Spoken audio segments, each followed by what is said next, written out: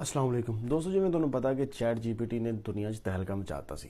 Chat GPT ਤੋਂ ਬਾਅਦ Google ਦਾ ਬਾੜ ਵੀ ਆ ਚੁੱਕਿਆ ਤੇ ਗੂਗਲ ਦੇ ਬਾੜ ਨੂੰ ਕਿਵੇਂ ਯੂਜ਼ ਕਰਦੇ ਆ ਤੇ ਕਿਵੇਂ ਉਹਨੂੰ ਲੈ ਸਕਦੇ ਆ, ਅੱਜ ਸਾਰਾ ਇਸ ਵੀਡੀਓ 'ਚ ਦੇਖਾਂਗੇ। ਚਲੋ ਸ਼ੁਰੂ ਕਰਦੇ ਹਾਂ। ਸਭ ਤੋਂ ਪਹਿਲਾਂ ਤੁਸੀਂ ਸਰਚ ਕਰਨਾ ਗੂਗਲ ਬਾੜ ਗੂਗਲ ਤੇ, ਉਸ ਤੋਂ ਬਾਅਦ ਇਹਨੂੰ ਓਪਨ ਕਰ ਲੈਣਾ। ਓਪਨ ਕਰਨ ਤੋਂ ਬਾਅਦ ਇੱਥੇ ਤੁਸੀਂ ਕਰਨਾ ਟਰਾਈ ਬਾੜ। ਉਸ ਤੋਂ ਬਾਅਦ ਗੂਗਲ ਤੁਹਾਨੂੰ ਆਪਣੀ ਟਰਮ ਐਂਡ ਕੰਡੀਸ਼ਨ ਦੇਗਾ, ਉਹਨੂੰ ਐਕਸੈਪਟ ਕਰਕੇ ਤੁਸੀਂ ਅੱਗੇ ਚਲੇ ਜਾਣਾ ਸਿੰਪਲੀ।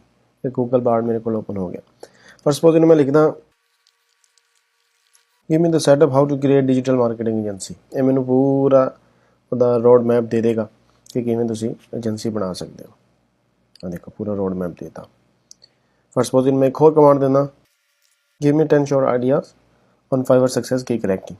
ਠੀਕ ਹੈ, ਇਹਨੇ ਮੈਨੂੰ ਸਾਰਾ ਕੁਝ ਦੇਤਾ ਕਿ ਹਾਊ ਟੂ ਕਿ ਤੁਸੀਂ ਕਿਹੜੀ ਕਿਹੜੀ ਵੀਡੀਓ Fiverr ਤੇ ਬਣਾ ਸਕਦੇ ਹੋ। ਆ ਵੇਖੋ। ਤੇ ਗੂਗਲ ਬਾੜ ਚੈਟ ਜੀਪੀਟੀ ਤੋਂ ਇਸ ਤਰ੍ਹਾਂ ਬਿਹਤਰ ਹੈ ਕਿਉਂਕਿ ਇਹਦੇ ਕੋਲ ਲਾਈਵ ਡਾਟਾ ਹੈ। ਚੈਟ ਜੀਪੀਟੀ ਕੋਲ 2021 ਤੱਕ ਦਾ ਡਾਟਾ ਹੈ,